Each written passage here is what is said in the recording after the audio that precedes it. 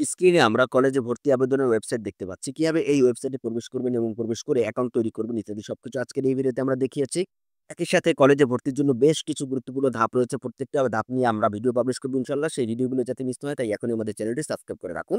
এছাড়াও কলেজে আবেদনের ওয়েবসাইটে কিভাবে প্রবেশ করবেন তা জানার আগে একটা জরুরি কথা বলে রাখা প্রয়োজন। আর তা হলো ভুলভাবে কলেজ পছন্দক্রম সিলেক্ট করলে আপনি কোনো কলেজ নাও পেতে পারেন। তাই নিশ্চিতভাবে কলেজ পেতে এবং নির্ভুলভাবে একাদশ শ্রেণীতে ভর্তির জন্য অনলাইনে আবেদন করতে আমাদের হোয়াটসঅ্যাপ নাম্বারে যোগাযোগ করুন।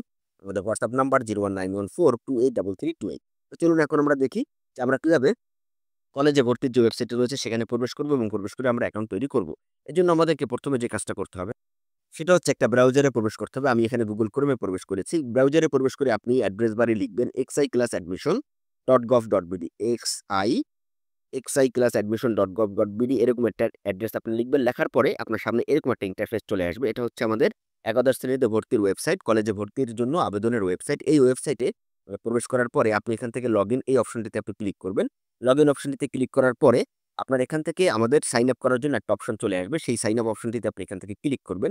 এই সাইন আপ এই অপশনটিতে আমরা ক্লিক করব। সাইন আপ অপশনটিতে ক্লিক করার পরে এখানে আমাদের আমরা পরীক্ষার্থীরা যারা পরীক্ষা দিয়েছে তাদের রোল নাম্বার, বোর্ডের নাম এগুলো আমরা এখান থেকে সিলেক্ট করে দিয়ে দেব। বোর্ডের নাম, রোল নাম্বার এগুলো আমরা সিলেক্ট করব। বছর, কোন বছর সে পরীক্ষা দিয়ে পাস করেছে সেগুলো আমরা দিব। Registration number, mobile number, confirm mobile number.